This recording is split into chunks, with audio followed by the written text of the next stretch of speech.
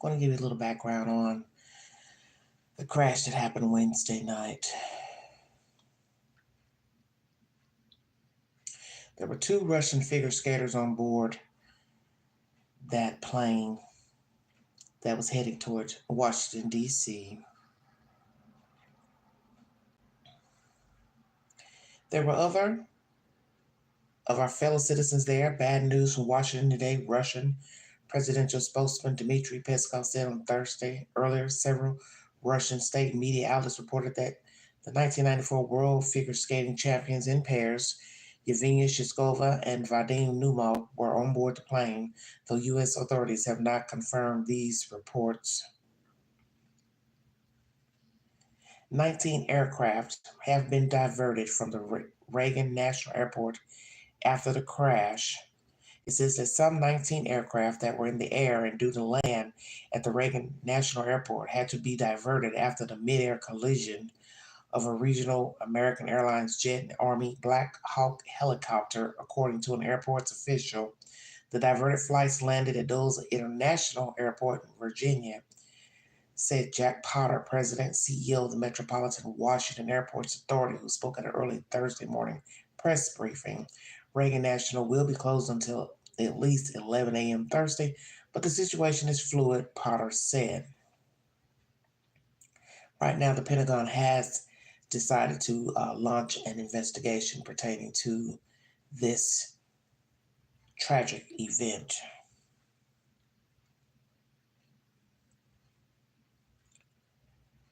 The search and rescue in Potomac River continues, and that was last January 30th, okay? A regional American Airlines jet and BLACKHAWK military helicopter collided over Washington, D.C. Wednesday night in the first major commercial airline crash since 2009. 3 emergency care providers in the Washington, D.C. region have confirmed with ABC News that they have not yet received any patients from the crash. It says at this time we have not received any patients. VHC Health, formerly the Virginia Hospital Center, in a statement at midnight on Wednesday. The American Airlines CEO was headed to D.C., okay? Released a video statement about the crash of Flight 5342 over the Potomac River on Wednesday night as it approached Reagan National Airport. First and most importantly, I'd like to said. The U.S. Army BLACKHAWK helicopter that collided with American Airlines Flight 5342 over the Potomac River was on a training flight at the time, according to Heather Sherris, spokesperson for Joint Task Force National Capital Region. We can confirm that the aircraft involved in UH-60 helicopter from Bravo Company 12th Aviation Battalion out of Davidson Army Airfield, Fort Belvoir, during a training flight. We are working with local officials and will provide additional information once it becomes available. Let's hear what they have to say pertaining to the latest update on. Thank you for joining me. If you'd like to donate to this great network, $Big Angie, 129 Cash App, stickers and chats are welcome during the live stream. And another set of individuals due to the Philadelphia crash. Our hearts go out to all of them. Nobody should suffer this much tragedy, no matter what time frame in between it. But know this, we will find out what happened in both of those accidents. We will make recommendations, and we will attempt to never have to deal with those type of accidents again. I want to give you just a couple of facts right off the bat, just in case there's any questions. Last year, the NTSB investigated across all modes 188 different events. Aviation accounted for 1,204 of those. We currently have open 1,145 investigations in aviation. Last year, we had multiple accidents with 6 or more fatalities.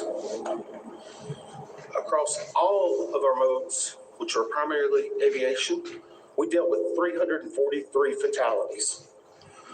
We currently have open 1,100 recommendations And in aviation, there are 283 that are still pending. The team that is working on this crash at DCA collectively has over 350 years of seniority with the NTSB. We will find out what happened, and we will do everything we can to prevent it. But I don't want anyone to think because we are working two accidents. This is what we do. Week in and week out. Just today, a lot more people are paying attention to it. You are the Brief intermission. 283 pending investigations without an answer. That's a lot of air flights. And as you've noticed, there are more commuter planes that seem to fall out of the sky than jets and regular airliners, which I find very interesting. It appears that smaller planes tend to have more issues. Why is that? You see this a lot in the United States, smaller planes falling out of the sky. And right now, you're talking about under 300 pending investigations with no answers. Still not good. But as I had said before in my commentary, what will be said is if we don't get the exact answers that you're looking for pertaining to this crash.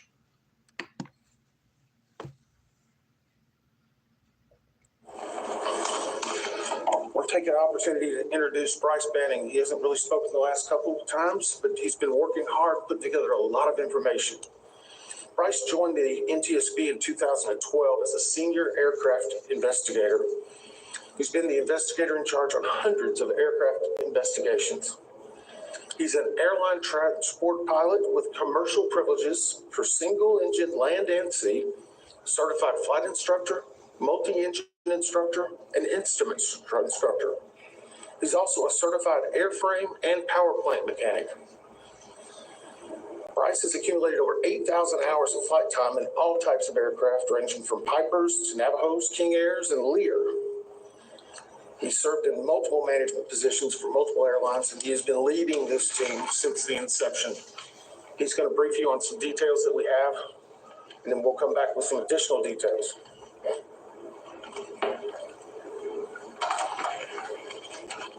Thank you. The flight data recorder and the cockpit voice recorder from the PSA aircraft were recovered on Thursday in the late afternoon by the FBI dive team. The CVR and the FDR were provided to engineers at the NTSB Vehicle Recorders Division immediately after recovery. Both the FDR and the CVR were a L3 Harris Communications FA 2100 type. Both recorders are solid state memory digital recorders. Both the CVR and the FDR were downloaded successfully. The FDR contains about 400 parameters and is currently being analyzed by a FDR working group consisting of the NTSB, FAA, and PSA. The CVR contained about 2 hours and 4 minutes of good quality audio. ADSB and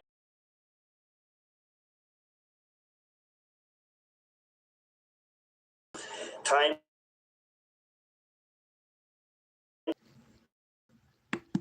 starts mid-flight. Prior to initial descent, the crew briefed the arrival for the Troops 5 arrival, followed by an ILS approach to runway 1 at DCA. Around feet for an initial descent. At 8:39:10, Potomac approach cleared the crew for the Mount Vernon visual runway 1 approach. At 8:43:06, the crew made initial contact with a tower. The tower controller then asked if the crew could switch to runway 33. After a brief discussion between the crew, they agreed to runway 33. At 8:45:27, the autopilot was disconnected. At 8:46:01, So people are going to ask, what was the purpose of the switching of the runway? Let's go back and hear that again.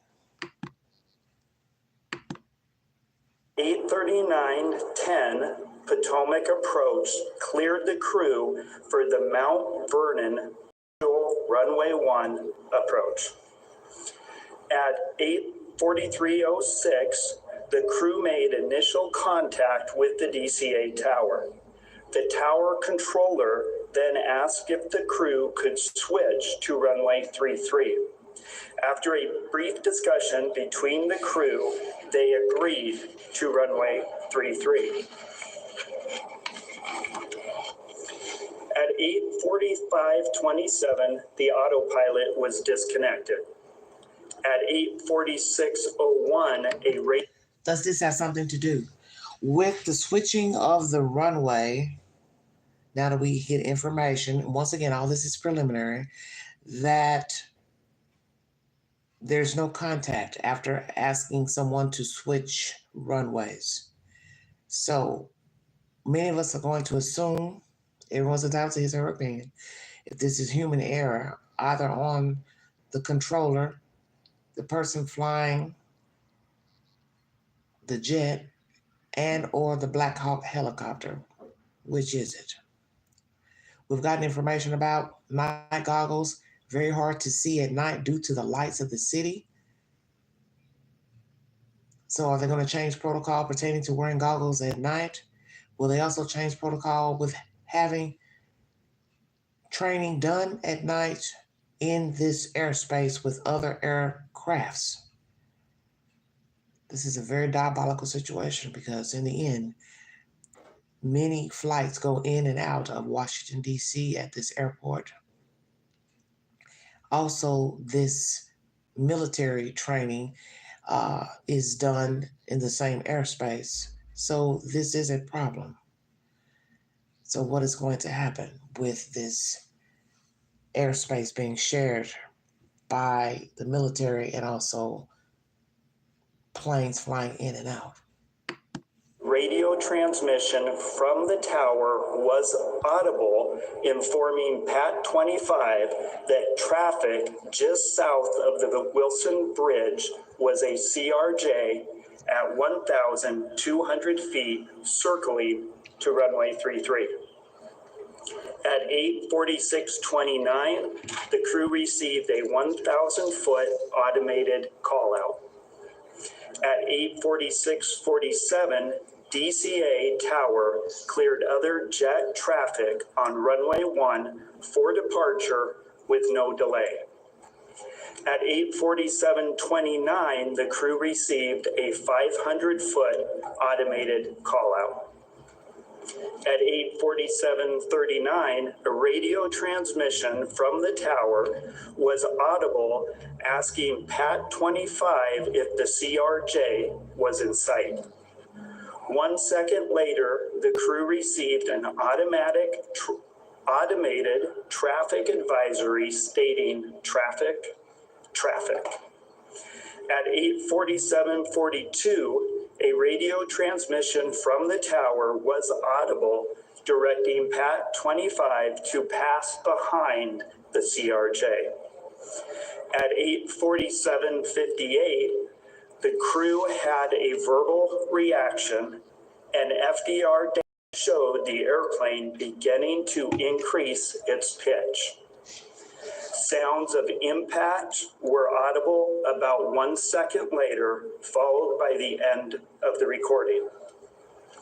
A CVR group consisting of party representatives from the NTSB, PSA, ALPA, and the FAA has been convened. The group is currently working to transcribe the entirety of the CVR recording verbatim. Brief intermission. So right now, everything is preliminary. They will give us an update pertaining to the full audio pertaining to the black boxes. But right now, I guess they want to give, the general public something to go on due to the fact that we do have victims who have perished in this flight, the other helicopter. And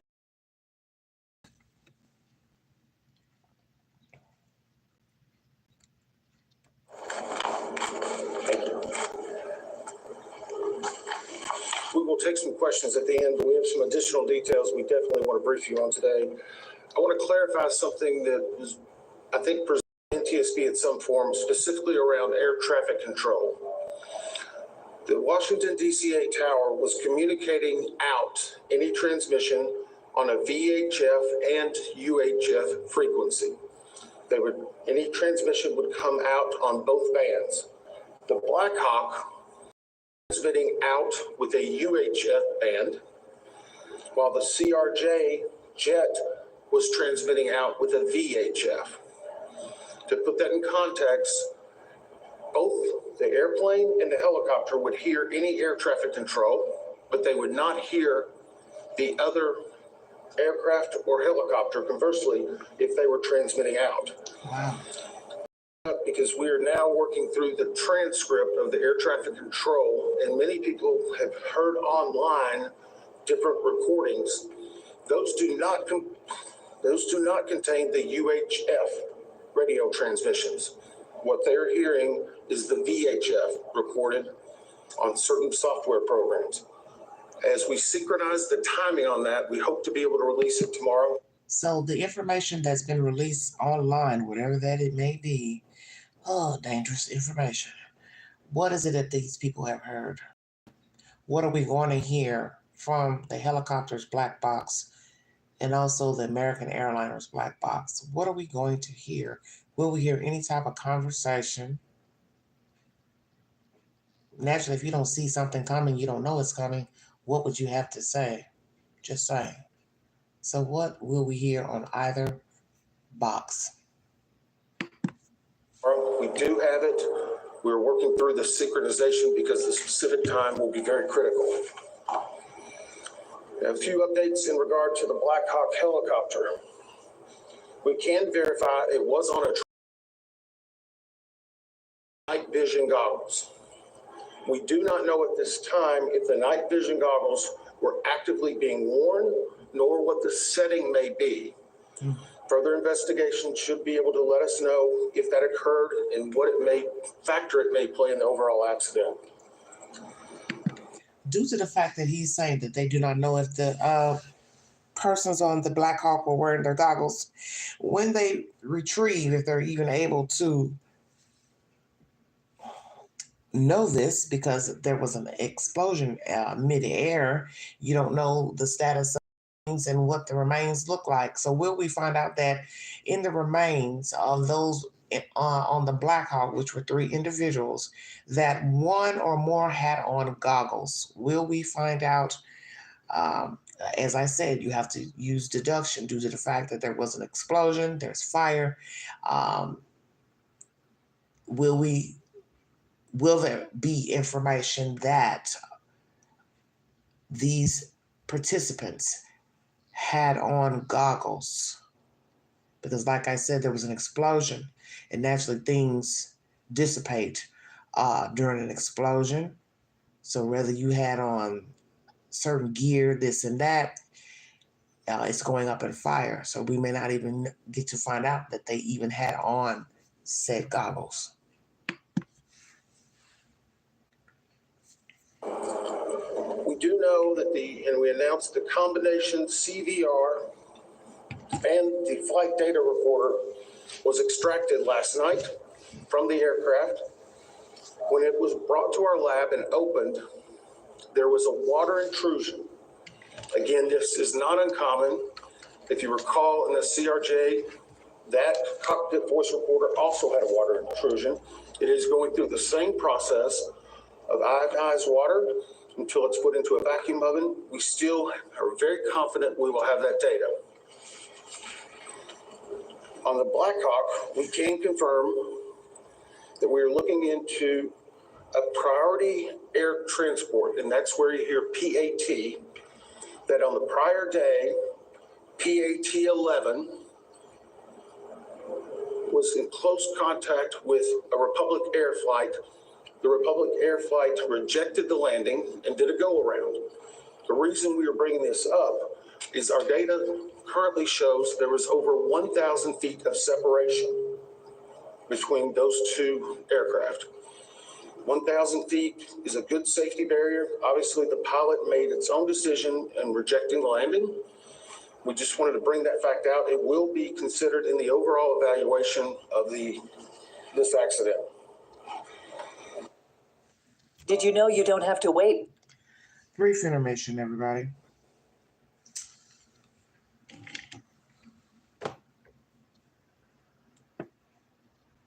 Two of the victims identified on the BLACKHAWK helicopter.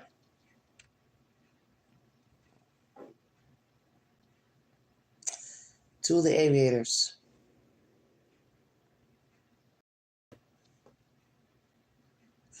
They're saying the Army did not identify the third crew member, citing her family's request for privacy, but I do believe I have that information of the other young lady.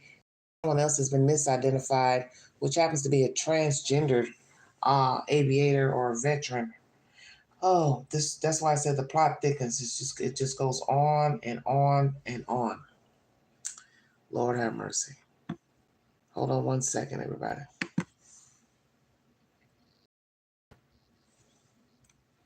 Let's go on to controllers.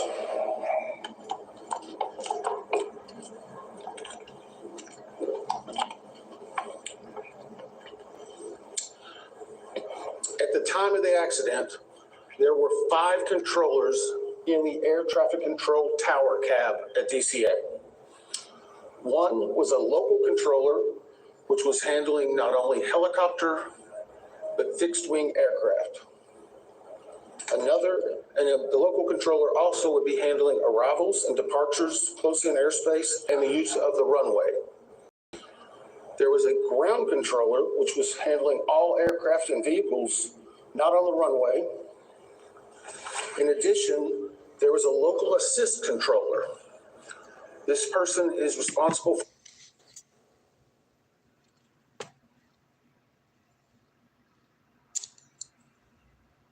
Amy, hold on, let me make sure I get her name right. Hold on one second. When I said Amy, got her Army mixed up.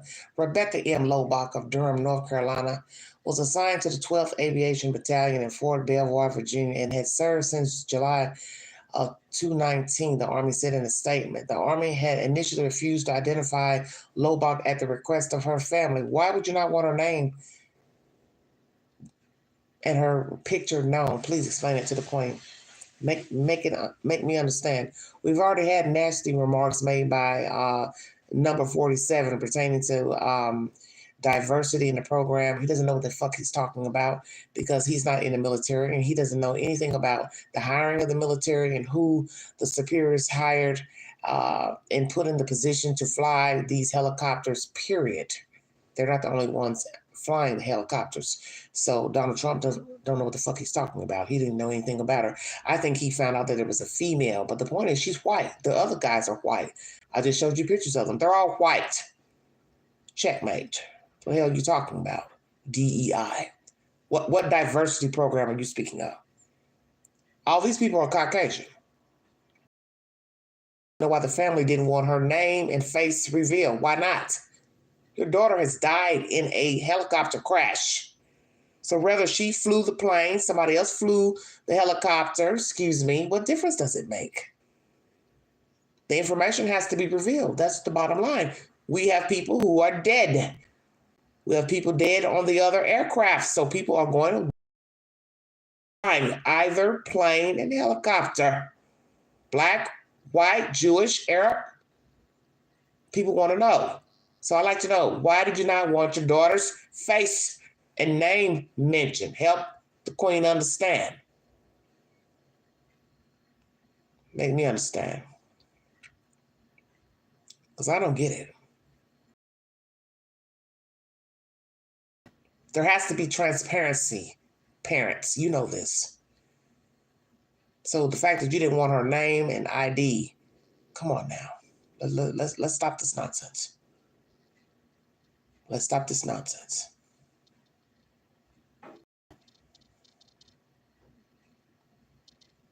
Let's stop this nonsense.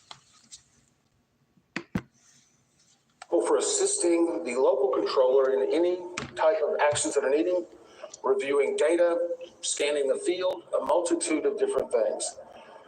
You will not hear the assistant controller on any of the ATC tapes, but we can confirm that person was in the cabin. In addition, there's an operations supervisor who has direct oversight over the tower. This is someone who manages everyone that's involved in the operation, along with an operational supervisor in training. That leads us to confirm there were 5 people in the tower at the time of the accident. Bingo card. This is what people are going to start bitching and witching about. You're now admitting that there are 5 people in the tower. What were they doing? Painting their toenails, fingernails, eating McDonald's? Yeah, going to be cynical because information a day or two before it was said that one person was sent home. So help me understand what the hell the other people were doing up there. So this is why you can't say who was doing what, who's at fault, because now the information is changing. Stay woke, everyone. That's what you said 2 days ago. Somebody was sent home before 9 o'clock. It is FAA regulation that one person can navigate traffic of helicopters and airplanes. Well, help us understand. If that's true, why are we now hearing that 5 people were in the tower? So what were they doing? Playing dominoes? Uno? You see, you don't know what happened. That's the whole point of the story. People are responding, yeah, I see the plane, yeah, I see the helicopter, but yet we have a serious problem of a crash mid-air. A plane coming in to land and a helicopter allegedly hitting the American airliner. So what are we talking about exactly? Because I don't know. I'm not here to say who did what. I'm just saying it's something's off. Because now you want to say 5 people were in the control tower when 2 days ago you said there was only one person, and the FAA says it's okay for one person to traffic helicopters and airplanes, but yet one person is supposed to traffic planes, watch planes only, and one person is supposed to watch helicopters only. So what were the other 4 people doing? Or shall I say, what was all 5 people doing?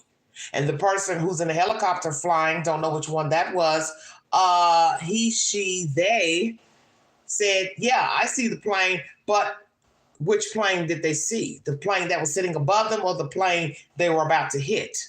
Because we've learned with the night goggles, you can think that you are far away from the other plane, aircraft, but you're right up on the aircraft. Checkmate. What are we going to find out? At this time, we have interviewed the local Hello, controller, Lord. Yes, they did. the ground controller, and the local assist controller. We anticipate interviews with the operations supervisor and the supervisor in training conducted no later than Monday evening. And for a little bit of context, this is a controller's worst nightmare. It hits everyone that works in that cab and knows them very hard.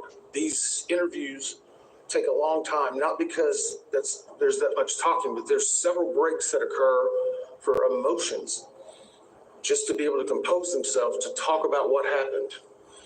We want to be thorough. If we need to go back for additional information, we absolutely will. We're getting full coordination and access to those individuals we need. And we hope, again, to have them completed no later than Monday.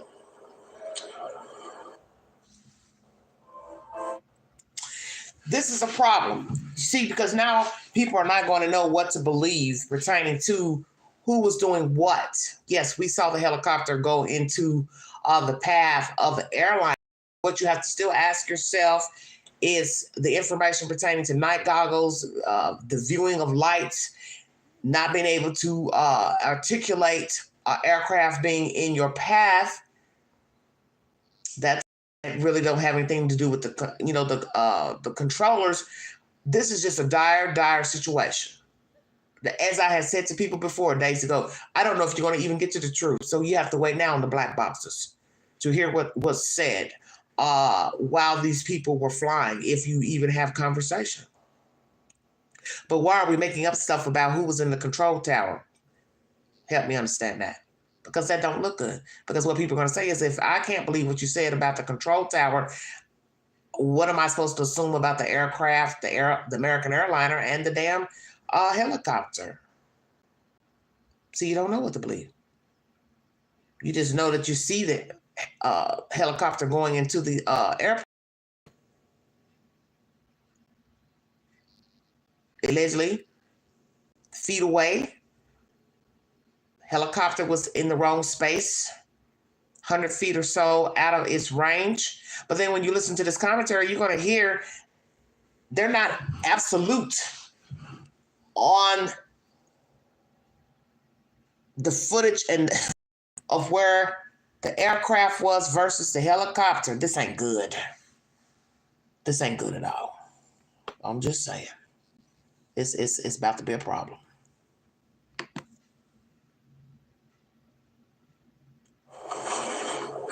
Now we're going to talk a little bit about altitude. And I'm going to preface this, and we're going to try to work through your questions. But I want to be very clear. Our team has had some internal debate on releasing one part of this. And whenever I explain it, I hope you will understand why.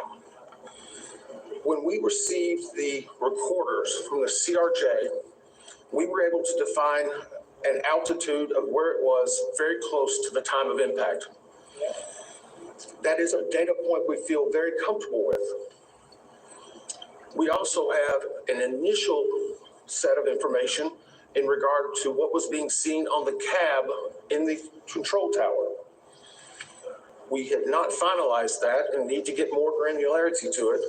And we currently don't have the readout from the BLACKHAWK. I put all that into context for you in that whenever I give you some altitude information, one part of the three pieces we have defined. Another part we feel fairly confident but need to get more information, and a third we don't even have. Currently, the CRJ, based upon the data recorder, at the time of impact was at 325 feet, plus or minus 25 feet. This is from the belly of the CRJ. The CRJ itself is 20 feet and 8 inches from the wheel to the top of the tail. So from the belly, the CRJ at time of impact was 325, less or minus 25 degrees. And for those who follow this closely, that is a corrected altitude. It is based on the NTSB data and the flight data recorder. Our preliminary review of what the tower cab was showing on the data screen that would have been in front of the controllers was 200 feet near the time of the accident. Again, this data is preliminary.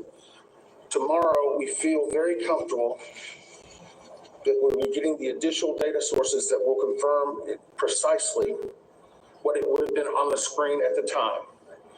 And I would also caution you, there's typically in the cab on that screen, it may be a 4 to 5 second refresh rate. But obviously, this is something that we're going to be looking at very closely. The third prong of that is the helicopter recorders. Between those three, whenever we have those data points finalized, we feel that we'll be very comfortable in saying exactly what altitude this occurred at. And I know that's been a lot of speculation. You may have a few questions on it, but I want to caution, we're trying to give you what information we have and we verified at that time. With that, we'll take some questions. Oh, Lord. Just 1 second. Here we go. Hey, National Homeowner. All right, everybody. So they feel secure in what they've gathered thus far, but they're going to wait I guess until they gather everything. Maybe it was best that they just waited, because whenever you have to, double back, it's always a problem. You know how reporters are, to get all antsy. And this, what everybody needs to understand, this is preliminary. So sometimes it's best sometimes you just don't say anything. You just wait until you have everything, and then you bring it all out. That way you don't have to double back, because right now we're doing the minus and the subtraction and the adding of 25 feet versus this amount of feet. It just, to me, just causes confusion, because you're going to hear that during this this Q&A, and he gets frustrated because they keep asking the same damn questions. I'm the type of person, I believe in, when I say what I want to say to you, don't come back asking me nothing else. That's just who Queen is. You'll learn that if you follow this network. If I say one thing, then that's that. I don't got to keep repeating myself. That's something I don't like to do. That's a pet peeve of mine. That repeating myself, oh, hell no, I ain't trying to do all that.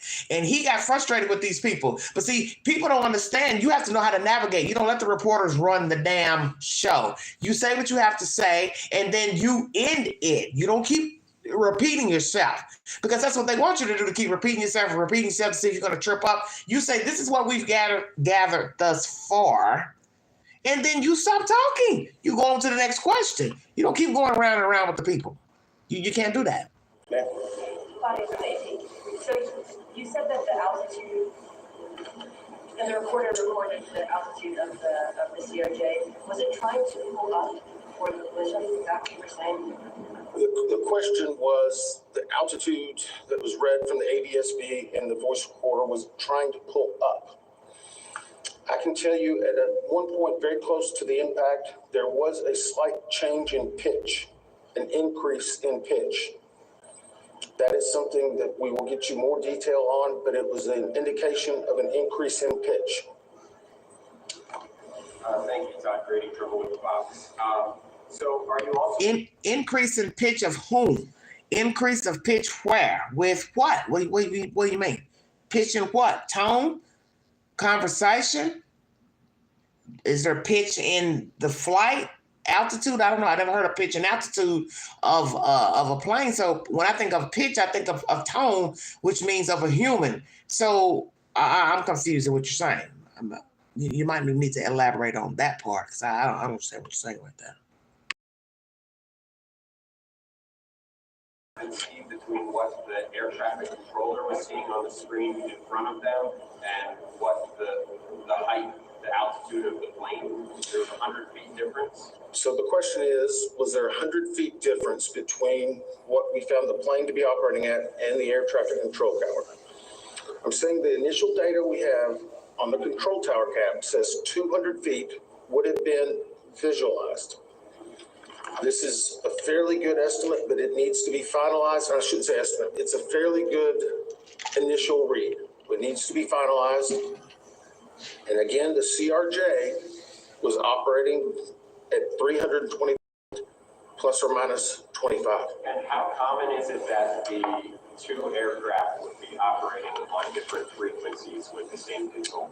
The question is, how common would it be that the two aircraft would be operating on separate frequencies? It is completely common. Military operates on one frequency, civilian on another. We're just trying to clarify that because you're only reading something or hearing some things online. So we're trying to get out and dispel some myths. Yes, sir. Mr. Daniel Al with DC News Now. At this point, you've given us the CRJ, but can you speculate on the altitude of the PAT at this point?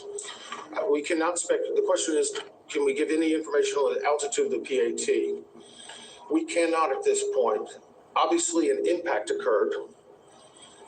And I would say when an impact occurs, that is typically where the altitude of both aircraft were at the moment.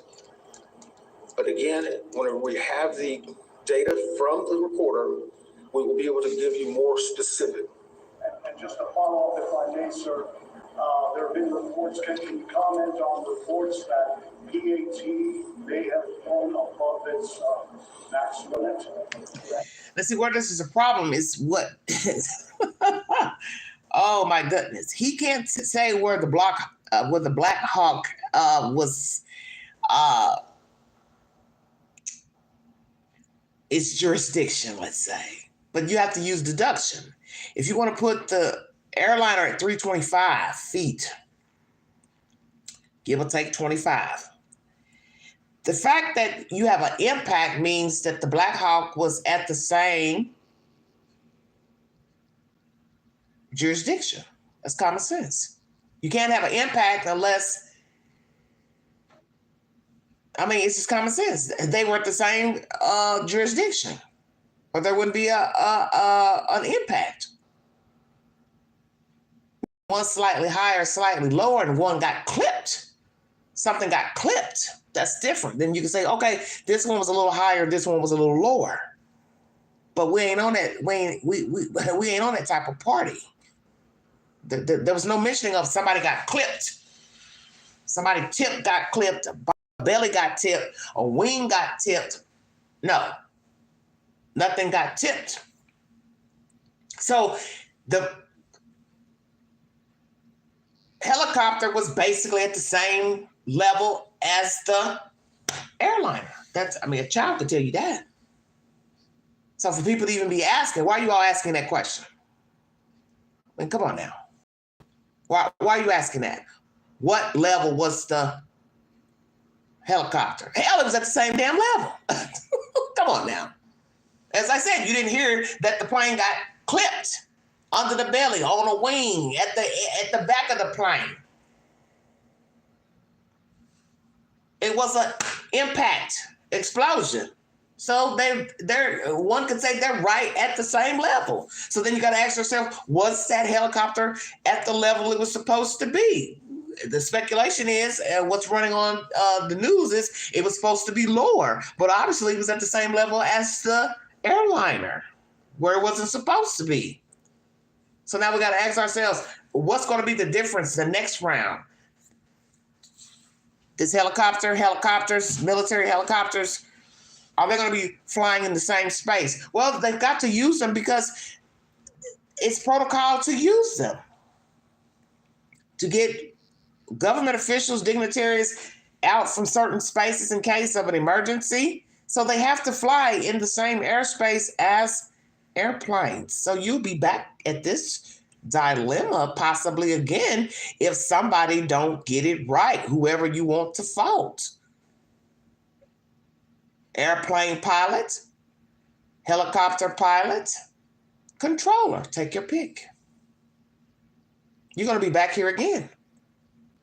But then somebody's going to say, well, damn, they got it right before. What happened this time? Very good point. This training is once a year. So it just so happened on this year, 2025, boom, boom, boom, it hits a damn airliner. So is it a matter that they did not see the damn plane? They thought they saw it. They saw a different light, but it wasn't the right light. I don't know. But I tell you what, this is bad. However you weigh it, whatever the outcome is, whatever the findings will be, this is bad, bad, bad, bad business.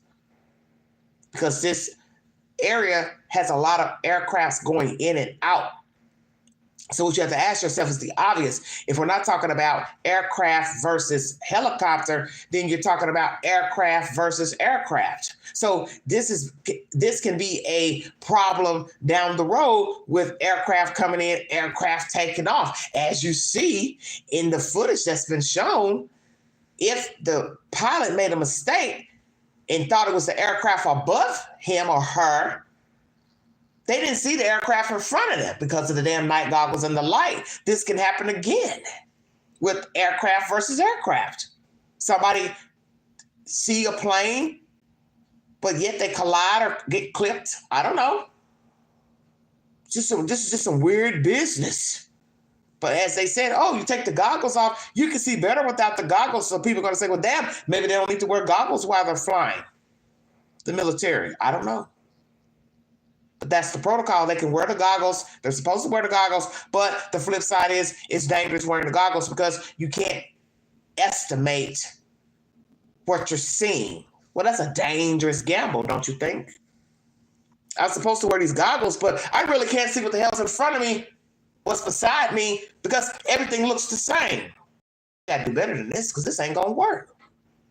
But then we have to say, as I said before, the flip side, this aircraft is flown once a year through this airspace, and it's used to pick up people that's of official business. So the aircraft has to be able to fly morning, noon, and night.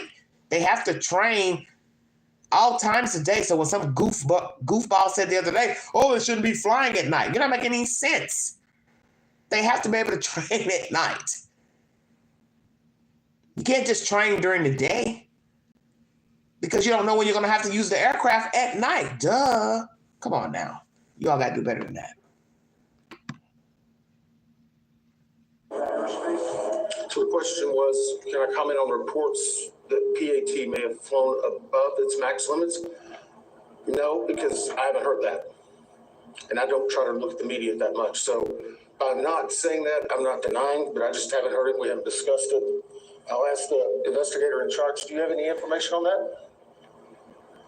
Yes, once a year they do this I can training. provide just a little bit of context. The PAT 25 was within the lateral boundaries of a helicopter route. The ceiling of that route was 200 feet. As Member Inman said, we have not got the data out of the FDR for the BLACKHAWK at this time, but that's what we know. Three huge. Well, it was estimated that he was at 350 feet or somewhere in there. So you really can't say that either because the estimate is that he was out of range. So this is why I said you all shouldn't have spoken. That's my personal opinion. You should not have given this press conference. I wouldn't have given the press conference. I would have waited until you got more data, and then I would have brought forward a rendering, because what's going to be bad is if you have to backtrack what you've said during this live broadcast.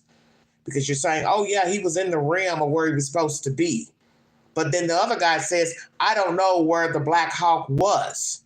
So now you're contradicting yourself. He can't be in the rim of where he's supposed to be. But then the other person says, well, no, I don't know where he was. Remember that guy? Somebody asked him that, a reporter says, well, okay, you know where the airliner was. Well, where was the BLACKHAWK? And he says, I don't know. Big boy says, I don't know. Now, little guy comes in and says, oh, the BLACKHAWK was in the place it was supposed to be. Well, it couldn't have been in the place it was supposed to be because it just hit a damn airplane. So it wasn't where it was supposed to be. And let's be truthful. The airplane has more jurisdiction than that damn helicopter. I'm going to go ahead and say that during this live stream. Or shall I say live scream? The airplane was where it's supposed to be. It's coming in for a landing. Ain't nobody supposed to be. But unfortunately, on Wednesday, somebody was in her way. And there was a crash. And both aircrafts went into the Potomac. And they're still doing their due diligence to get everyone out of the Potomac, those who are sadly not alive. So this is serious business. Something went terribly wrong up there. And what's so sad about this story, besides the loss of life, is that that aircraft was so close to landing at its destination. But the flip side is that they had a near miss the day before of aircrafts clipping one another, shall I say. So I'm going to say this because it's obvious. Reagan National Airport, you all got a problem, a major problem. You've got too many aircrafts going in and out. So that goes to what I just said a few minutes ago. This ain't even about aircraft versus helicopter. It was going to be an accident again. You just had a near miss the day before. So it's coming in and going out. And we don't even know who the BLACKHAWK was speaking of when you all address. Hey, you see the airplane? Hey, you see the airplane? Yeah, I see it. He might have been talking about the airplane above. I don't know. He's not here to tell us. Or she's not here to tell us. Go down here. David Kaplan with Fox 5 here in DC. You mentioned as you walked through the timeline that there was a broadcast over the cockpit of traffic. Can you talk about what indications, if any, you had that the plane's anti-collision system was working? it's my understanding that that broadcast goes out if the system has been activated. Can you comment on what you've learned about the anti-collision system? The question is about the traffic that was heard on the cockpit voice recorder. I can say this, we're defining what is inside of each system and what was they were outputting. Because of the unique nature of military aircraft, we need additional specialization, which we have. But for right now, we're trying to present you with what we've heard. So we need further information to be able to find why it was indicating traffic. Yes. The night goggles, how will you determine the night goggles or not?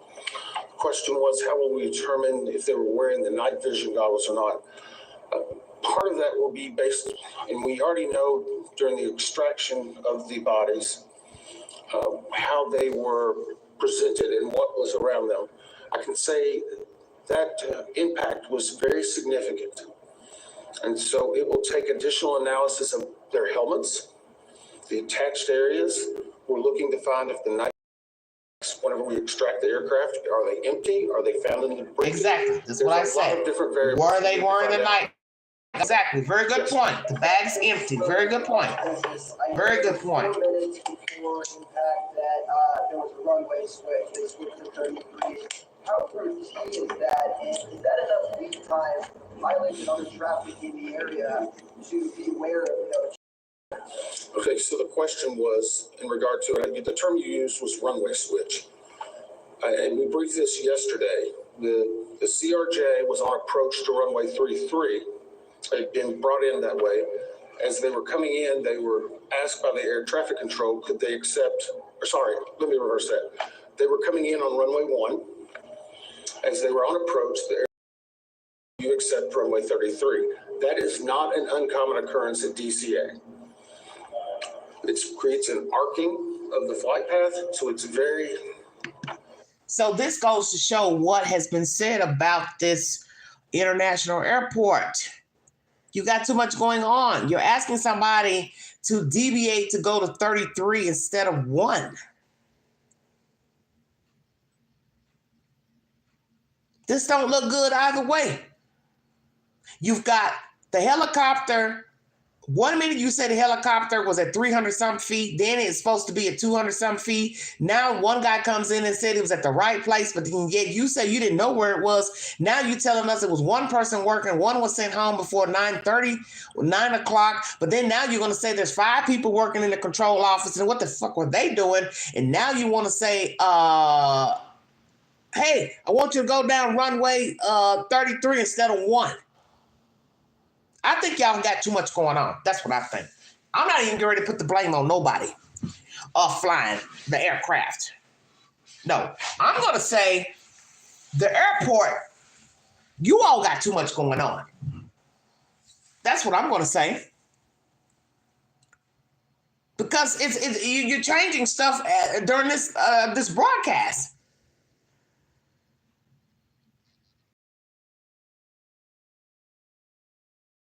In this commentary, and I'm 53 minutes running in this live stream. This ain't good. Honey, give it a rest. If the people in the chat want to go to church, they know where to go to church. We're not having church right now, okay? It's the very reason why I have the comments turned off during the live streams, because it's distractions, and I like to keep the continuity going. I just decided to let people comment. Once again, it's a mistake. You can't let the people comment because you all are distracting the information at hand. You have too many flights going in and out. That's what it's looking like to me. Because what people are going to say now, okay, why are you telling the craft to go somewhere else? And then now this guy, Big Boy, says, oh, that's normal. That's normal for them to tell them, hey, can you go land over here? I don't know about flying. I'm not a pilot. I'm just listening to what they're saying. I'm what should not be. I just know something is off. And I'm trying to think of a big old airplane and coming in, and then you say, well, now don't you go over here, now you go over here. And then we got this issue with the helicopter. Some say, one person says it can maneuver well, then another person says it can't maneuver well. Well, then which is it?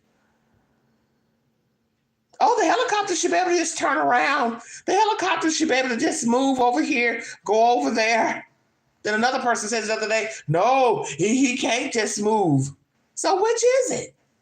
See, because we're listening to 1,000 different people's opinions, and we're assuming that each person we're listening to knows what the fuck they're talking about. Excuse my language. Maybe we don't need to listen to anybody. Because this person over here is saying something. You keep having all these people jump on the news with their expertise. I'm a pilot. And I've listened to 2 different versions of the helicopter being able to maneuver versus not maneuver. Well, which is it? The helicopter can maneuver at the spur of the moment, or he or she can't maneuver. That's why I said I'm not putting blame nowhere, because I'm getting different versions pertaining to helicopter can move, can't move. Up and down, 100 feet, under 100 feet, in the right space, wrong space.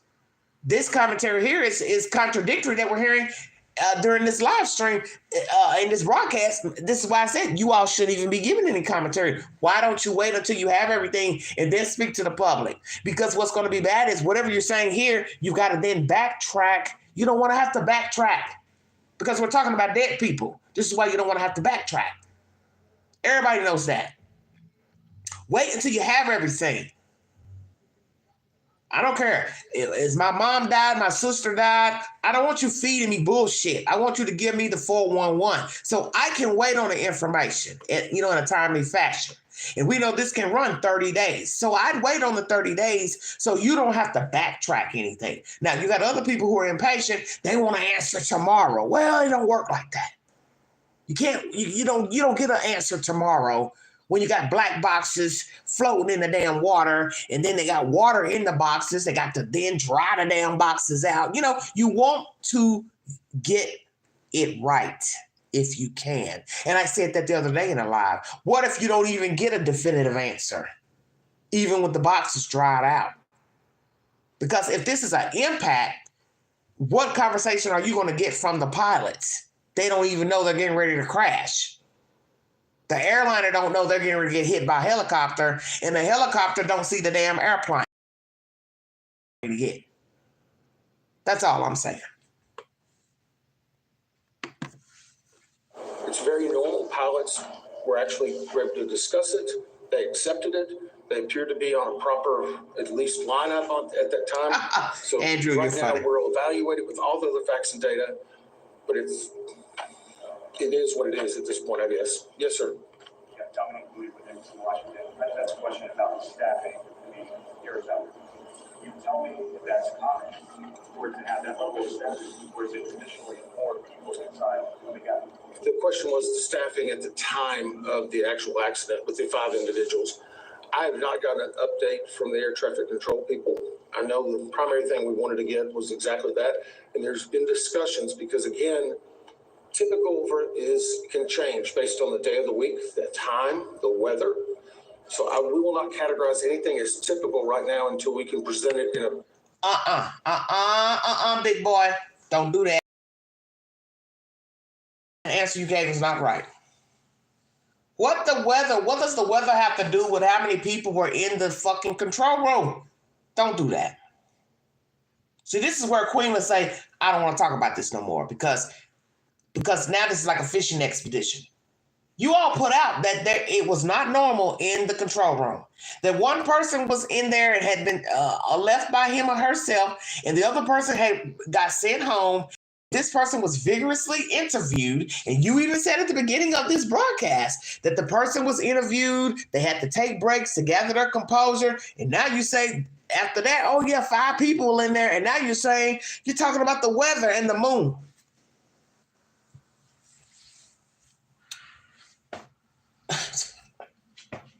What does the weather have to do with the people in the control room? Nothing. Nothing. Rain, sleet, snow, sunshine, that has nothing to do with the people in the control room. So we're going to ask you, how many people were in the control room, sir? Because what did I tell you all before? You got one person watching plane, trains, and all helicopter. You had a plane going up. We don't even know if the helicopter was talking about the plane he was getting ready to hit or the plane that was above him. See, we don't know because he's dead. He can't tell us anything. He can't tell us anything, or she can't tell us anything. And then we got to ask that: who was flying the helicopter, a man or a woman? I don't know. I just know it was a man and two men in the helicopter. They allegedly they were professionals. They knew their craft. Okay. I'm not here to question their craft. I'm not here to say anything because I don't really know what the hell's going on. But I know when you start fishing around about who was in the control tower, then I got to start wondering about any damn thing else. Where the helicopter sat, was he up too high? He was up too low. He couldn't see. She couldn't see. I don't know because I wasn't there. But all I know is this is a jacked up situation because we have dead people. They're gone. They're not coming back. This ain't good. And right now, you're a big boy. You're all over the place. I can't tell you this, but I can tell you this. Then another little fella, he comes in and say, oh, the helicopter was right where he was supposed to be. But then you talk to him, he's like, oh, I don't know where he was. Well, then which is it? Then it was one person in, now it's 5 people in. So then you got to ask yourself about the one person versus the 5 people. Did you all see the damn helicopter approaching the damn plane? Then you said, yeah, we did. We told him, hey, you see the plane? Hey, the plane. Come on. Well, he didn't see it, obviously, because he hit the damn plane. Don't get me started. In a better fashion. Yes, sir. Eric Gilbert, NBC News. If I heard you correctly, you said that the tower was able to see the airplane at 200 feet. The tower that was rated at 200 feet. Did it not read? Hello, Seth. How are you, sweetheart? Good morning. You are the person. I don't know where this is going. All this is depressing to me because as most of you know that follow me, I love to fly. I'm going to fly regardless. I've been flying since I was about 7, 8 years old. I would fly from Chicago to Tennessee. My grandparents lived here in Tennessee. That's how I ended up coming here to Tennessee to live. So I used to fly from Chicago alone. Let me make that clear. I used to fly on Delta from O'Hare Airport to Tennessee alone on a flight. So I'm used to flying. I am a flyer. But after these events, I don't know if I want to fly. It's supposed to be safer than being on the road because we know the people down here on the road, they get crunk, they're drunk, they're fooling with their makeup, they're eating food, they're talking on the phone. You know what I'm saying? They're doing all type of crazy stuff. So, you know, this is why they say flying is more safe than being on the road because people are crazy on the road. They're doing all kind of crazy shit. They're on the run. They're fleeing from the police. You know, thousands of reasons how people have accidents. But Jesus Christ, this is... I don't even know where this is going. And I'm going to be truthful. I got a feeling that somebody is not going to be pleased with the information because this broadcast, you all are contradicting yourselves during this broadcast. You don't know where nothing was. So I'm going to ask this. Hell, was the aircraft in the place it was supposed to be? I don't know. I don't know. I'm not trying to be funny, but this is weird to me. What was airplane? And could it not read the helicopter? It could read the helicopter. And the reason why I'm saying it could, and this is again getting into more specific information. Oh Lord. The definition that's needed for us to evaluate that further will be downloaded tomorrow. Do you want to answer a little bit on how those control towers, or I'm happy to continue. Hell no. Okay.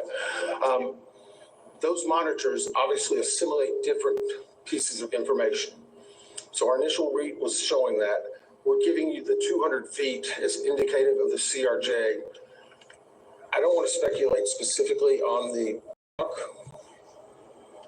Sorry. Why not? It's reverse, right? Why don't you? Why don't you want to talk about where the BLACKHAWK was? People are going to ask. So, as previously stated, we know that the FDR and data provided indicated that the CJ was at 325 feet plus or minus 25 feet. We also, initial preliminary data right now indicates that on the... See, oh my goodness. So the jet was at 325 feet, but then you minus it some feet. Lord have mercy. Well, why are you minusing some of the feet, some of the footage? Do you have an idea of where the jet was or not? This is why I said you shouldn't have given this press conference. You should have waited. It's only been a couple of days. The people are grieving. They're in mourning anyway. Those type of people, I don't believe in rushing information. Let the people gather the information. I'd rather you gather the information to the best of your ability than come out here and speak. And now you're dividing up the footage with, well, it was at 325, but give or take 25 feet. No, don't do that. Because then people are going to say, well, why are you dividing up the footage?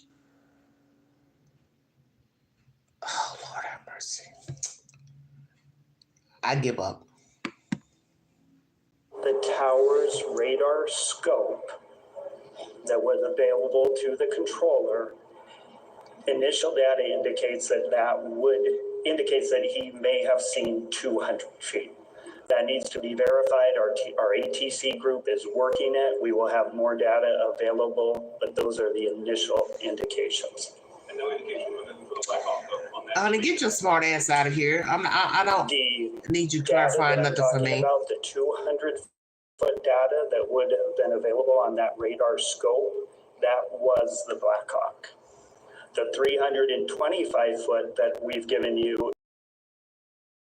our data, other data combined to get a accurate altitude of the CRJ, 325 plus or minus 25. The radar data where that helicopter is down at 200 feet, it has less fidelity. So our team is looking into that, but I think it's important to note that this is a complex investigation. There's a lot of pieces here. Our team is working very hard to gather this data, make sure we, as Member Inman has said, understand why this happened. Why are doctors... Well, I don't know where this is going. Like I said, they should have waited. I don't think they should have spoken. I would just wait until you can give a better estimate of where the helicopter was versus where the airliner was. That would probably be the best thing to do. Hang on, I'll call on people.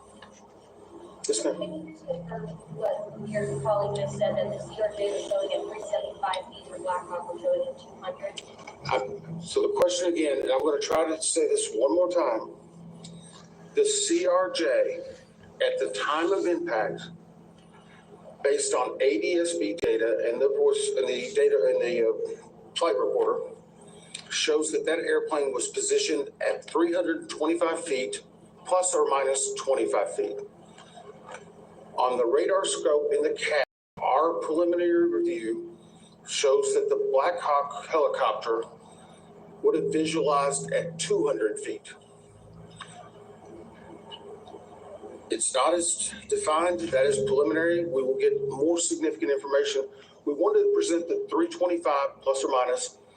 We knew that. You have good certainty with it, but without presenting it with the radar scope information. So this is where this is a problem. If the helicopter's at 200 feet, you guesstimating, and then the airliner is at 325 minus or adding,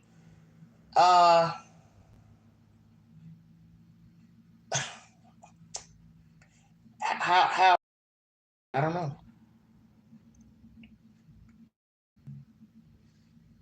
I don't know. So somebody was close to either party. That's obvious. You can't have an impact without people being on the same jurisdiction. That's just really common sense. A child can tell you that. As I said before, even if one was above the other one, there being a clipping on the plane or a helicopter, because a clipping versus a crash is two different things. So do you all not have a helicopter? I would just say I don't know. Because earlier you said you don't know. Now you're saying, sir, that it was at 200 or so feet. Sometimes it's best you just don't say anything. You just wait until you get the appropriate data or the best data that you have.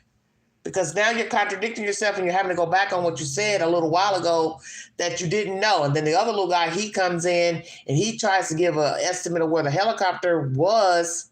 This isn't working out. And now you're going to get frustrated because people keep asking the same questions. They're asking the same questions because of what the information they have heard before. This is why I said this is probably not a good idea to speak on either aircraft if you don't have the accurate information. So we have to ask whatever was found or wherever you're getting this information from, is it accurate or not accurate? But we know it can't be accurate because you're going up and down. You're going 25 minus plus adding. So then that means it's not accurate. This is bad. Or with presenting that, it could cause some conflict. So I'm going to be very careful to make sure we still have a lot more work to do. These are one of thousands of data points and will be hundreds of thousands of pages. We're trying to release the information as we know it and make sure we're giving the best information that's accurate and learning from it. Yep. Yesterday you talked about spending time with some of the victims and families. Can you describe any updates today? No questions about spending time with the members' families. Yeah, I spent several hours with them today. There's more, some new. There's some that have been there for 3 days. There's some that want to give us hugs. Some that are just mad and angry. They're just all hurt, and they still want answers, and we want to give them answers. Well, that's why you shouldn't tell anything. I guess today was. I wouldn't say anything. They watched the news last night. They know their loved ones were recovered. They're thinking, is it going to take longer? Am I not going to find my loved one? How will this affect it? It's hard. I mean, it's horrible. It's horrible, and no one has to suffer this. So yeah, it is hard on them. They have a lot of questions. They haven't been through this. Unfortunately, we have a lot of experts who've done 1,000, but that doesn't mean it's not completely new to them. What's really horrible is that these things are happening. You know, I keep a challenge coin. Whenever I first got to the NTSB, they asked, it's a challenge coin you hand to people as a sign of gratitude and respect. In front of it has the seal and name. I said, what do you want to put on the back? Did the helicopter see there? Front door of our training Is center. that the plane that the helicopter saw? This one there. Is that who he saw? She saw. To improve the safety for us all. I'm curious. Can't ask him. He's no longer alive. She's not alive. But we need to improve safety. We need 200 plus recommendations fixed. We need people to take action. Unfortunately, at some point, all of you are going to be gone. We're still going to have the investigation open. We're going to make recommendations. We go to East Palestine, a community that gets devastated. Still nothing's happening. We have several hundred recommendations open for aviation. You want to do something about it? Adopt the recommendation of the NTSB. You'll save lives. Get off and do something. I don't want to have to meet with another set of those parents like that again. Not fair. Could be your family. Sorry, I didn't mean to take it out on you. Well, he's gotten during this live stream, this interview, naturally, because that's the whole point of why I said maybe you should not have given this information out until you can make, a more accurate depiction of where the helicopter was versus the aircraft versus who was in the tower, because we're getting conflicting information. This is why they always tell people, think before speaking. Your mom and daddy should have taught you that as a child. It's the same with this. It's no different. Think before speaking. We don't really know. Let's wait. Because now you're going from one person as a controller to now 5. And we don't know who did what and who's at fault, but damn. You know, and I just want to follow up because I want to make sure I understand the elevation question correctly. The flight data recorder on the CRJ is showing 325 plus or minus 25. That's correct, right? The question is, and I apologize, I've said this 3 or 4 times, on the CRJ. Well, quit repeating yourself. The flight data reporter that has been localized. I wouldn't repeat myself. NTSB data and other is showing the time of impact. It was at 325 plus or minus 25 feet. The 200 feet inside of the air traffic control pad was for the helicopter. Is that the question again? So they fly. The preliminary data They fly into space. Not validated yet, and are still trying to verify. Airport the radar near the scope water is showing the helicopter at 200 feet. Now again, you can have. We're not saying plus or minus because we don't really know that. It's not as granular. We will have the exact data set tomorrow evening. We knew you would have some questions. Did you hear what he just said? In reporting this, hold on. And are still trying to verify was that the radar scope was showing the helicopter at 200 feet. Now again, you can have. We're not saying plus or minus because we don't really know that. It's not as granular. We will have the exact data set tomorrow evening. So what we're going to ask is the obvious question, okay? How do you know where the airliner was minus 25 feet or add 25 feet versus not knowing where the helicopter was? That's strange to me. Help me understand why you would not know. I'm curious. And, I'm not being rude or nothing. I'm just asking. You knew that the plane was at 325, but give or take 25 feet up or down. But yet the helicopter, you've got it at 200 feet, but you're not really sure about that. Or if there's minus or addage. This is very bizarre to me. Is there a reason why they would not know the jurisdiction of the helicopter? Lord have mercy. This is why I said should have never done this. I wouldn't have done this because today is Sunday. They're supposed to, I believe, come back today with more information. And that's why maybe you all should have waited on perhaps any extra data read that could give a more definitive answer pertaining to the controller's box, the aircraft, and then the helicopter. That's just my personal opinion.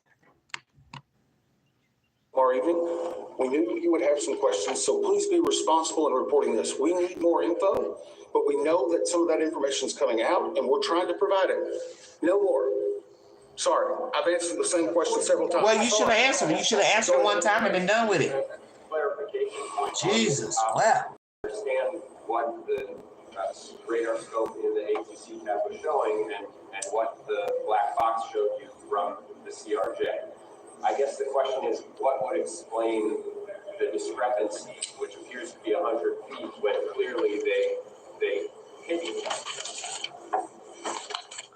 So the question is, what would explain the discrepancy? That's what our job is, to figure that out. Oh, Jesus, That's okay. what we're doing. That's the reason we're giving you information to dispel some information that may be out there. We're the gold standard across the world because we tell the facts. And sometimes we have to give a little bit something preliminary so that you don't have an improper picture. That's what we're trying to do. Yeah, but it's not proper at this point. Where was that? That's that, everybody. This is bad. Well, you see, he got frustrated. And as I had told you all, I'm the type of person, I don't believe in repeating myself. That's a pet peeve of mine. Don't ask me something I've already told you once. You didn't hear it the first time? Oh, well. So that's where he messed up.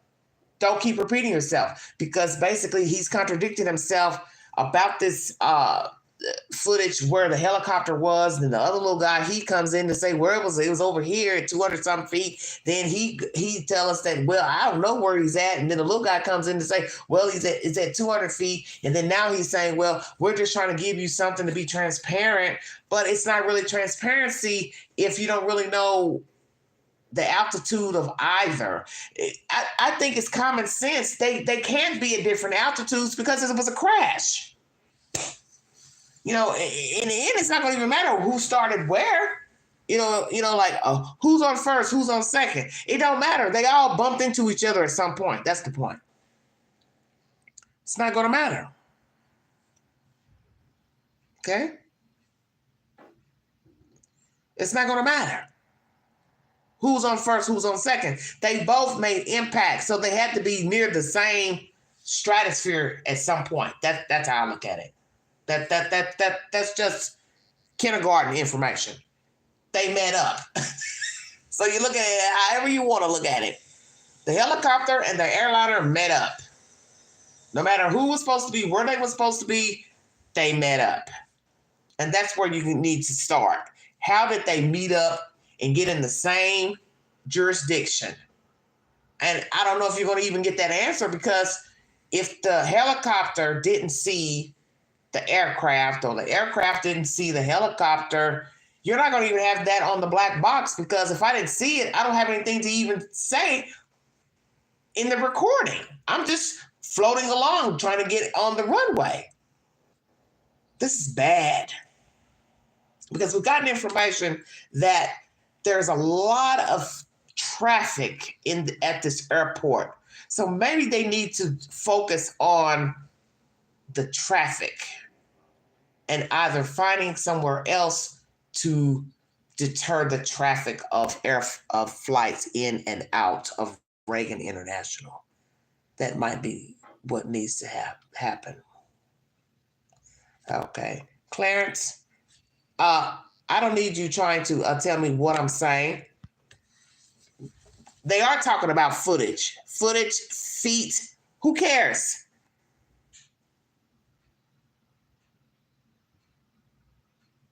Nobody cares.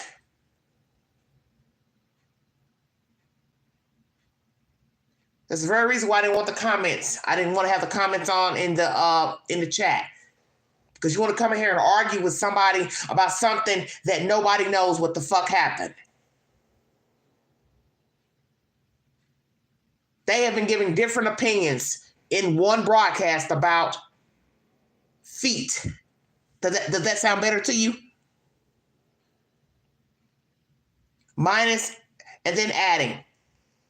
I'm not here to argue about what happened Wednesday night. I wasn't there. I wasn't flying either plane. I'm here. I'm alive. These people are dead. So don't come in here, bickering and arguing about me saying footage. Who cares? These people are dead. The point I'm making is perhaps this should not have been a broadcast. Maybe wait until you have more information and then come back with a rendering. Because I had said this before days ago, what if they can't tell us anything? They can't really give a synopsis of what actually happened. As one professional said, could this be an issue of mechanical with the aircrafts? I don't know, could be. Those flying that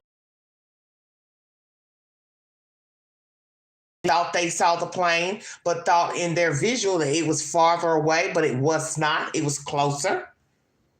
I don't know. You don't have to watch it again. Let me help you unwatch it. Let me help you unwatch it, honey.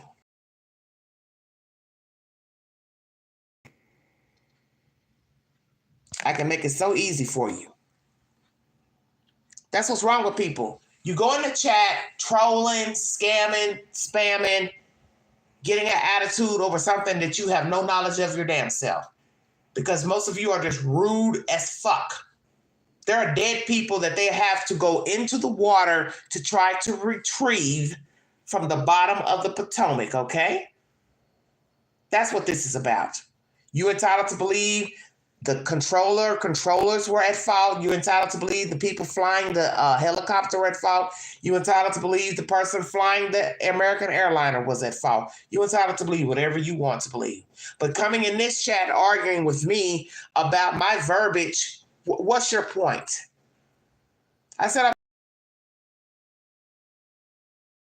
reason. I got up early this morning to do this live, hoping I wouldn't get any trolls coming in with their 2 cents. You're alive and breathing. And the only thing you can think to do is get up early in the morning and go inside of someone's chat, bitching and moaning the host is saying versus what these people are saying. These people are dead. They're not coming back. So you want to argue about the, you said footage and that's not the appropriate word and blah, blah, blah. Well, can you bring those dead people back out that water? No, you can't.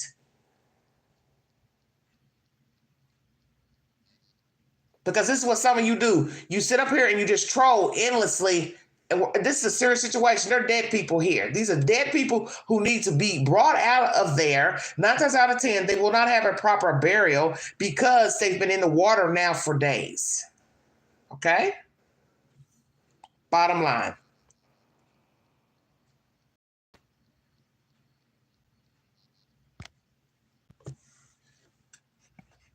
The next update is going to be pertaining to the crash in Philadelphia. Once again, prayers to the victims' families of this crash of the helicopter, the BLACKHAWK, and the American airliner. Prayers to all those family members of the decedents. Prayers to Washington, D.C., and prayers they get a better understanding of what happened. I hope that they get a better understanding of what happened with this crash. And I pray that Washington, D.C., this airport can come to some understanding of their flight schedule, because my understanding is that it's very congested. And I pray that they get to some type of understanding so we don't have to be at this situation again. And once again, prayers for those affected in Pennsylvania. It's just tragic all around having 3 aircrafts go down within 2 days. If you'd like to donate to the network, $Beganji 129 Cash App. Stickers and chats are always welcome during the live stream. Thank you for your time. Welcome all new visitors, subscribers. This is a tragic event, and the event that happened in Philadelphia is also tragic. I will bring you an update to that press conference pertaining to what they have gathered in that crash. Once again, prayers to everyone, because this is devastating to have 2 crashes within 2 days on the East Coast. And whether it was the East Coast or out west, the Midwest, it's still tragic because lives were lost, and there also were some people injured in Pennsylvania on the ground, and one person, I believe, perished on the ground. So this is absolutely devastating. Thank you for your time. You have been listening to the Vault XL.